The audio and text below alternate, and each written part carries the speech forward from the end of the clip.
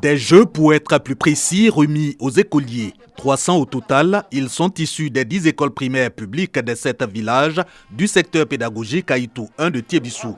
Des prix pour l'excellence des résultats scolaires du premier trimestre de ces écoliers en classe de CP1 au CM2. Ortiniel, CM1, rafle le super prix. Je vais prendre ce vélo pour aller à l'école. Alors quel conseil tu peux dire à tes camarades? Étudiez comme moi. Faites les exercices comme moi. À la fin, vous allez avoir des cadeaux aussi.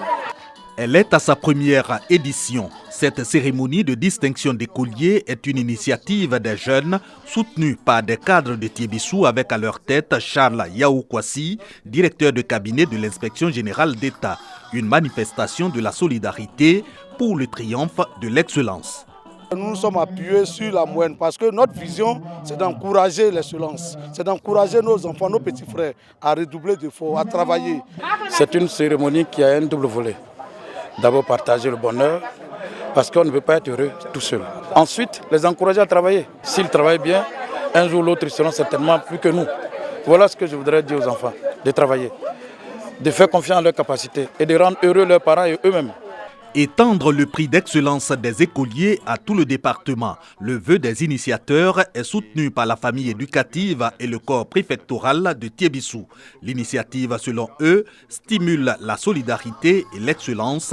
La moyenne des lauréats de cette première édition oscille entre 6 et 9 sur 10.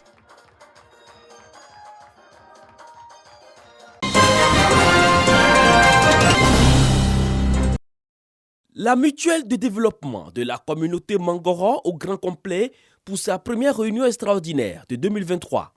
Un moment de retrouvailles pour dresser le bilan des activités réalisées au cours de l'année 2022. Le bilan, il est positif. Nous avons pu organiser notre traditionnelle manifestation qui est le Festival de la poterie, qui consiste à mettre en exergue les valeurs de la culture Mangoro, les valeurs de la communauté, parce que nos femmes sont des artisanes. Les moments forts, on en a eu plusieurs. Il y a eu l'organisation du Maouloud 2022, également le concours de la poterie. En 2023, la mutuelle veut aller plus loin.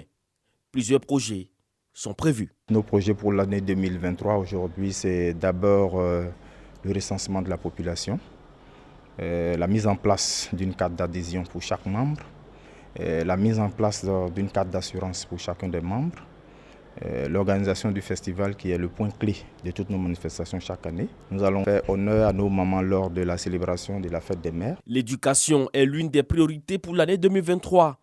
Une école primaire Mangoro devrait sortir de terre à Katiola au cours de l'année.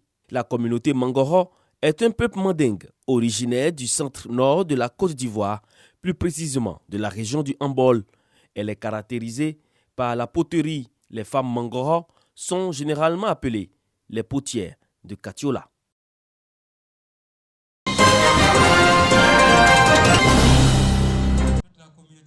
La lecture du Coran pour la communauté musulmane est l'occasion de comprendre les réalités que vivent leurs communautés, de prier pour la paix et la cohésion sociale. À l'issue de cette 10e édition organisée à Edjambo, dans le sud Komoé, l'imam principal de la grande mosquée Fatima Zahra de Grand Bassam, El Hadj Moussa Dramé, a exhorté ses compères à être des ambassadeurs de la paix et d'accompagner par des prières les actions du président de la République, son Excellence M. Alassane Ouattara. L'intention n'est autre que de prier pour la paix en Côte d'Ivoire. Prier pour accompagner les actions du président de la République. Prier pour la cohésion, l'entente entre les enfants de ce pays. À travers vos sermons, à travers vos prêches et tout ce que vous faites, enseignez d'abord la paix à la Côte d'Ivoire et aux Ivoiriens. Le docteur Eugène Aka Awele, président du Conseil régional du Sud Komoé, honoré par cette invitation, a félicité au nom du président de la République, le Collège des imams et la communauté musulmane pour cette initiative.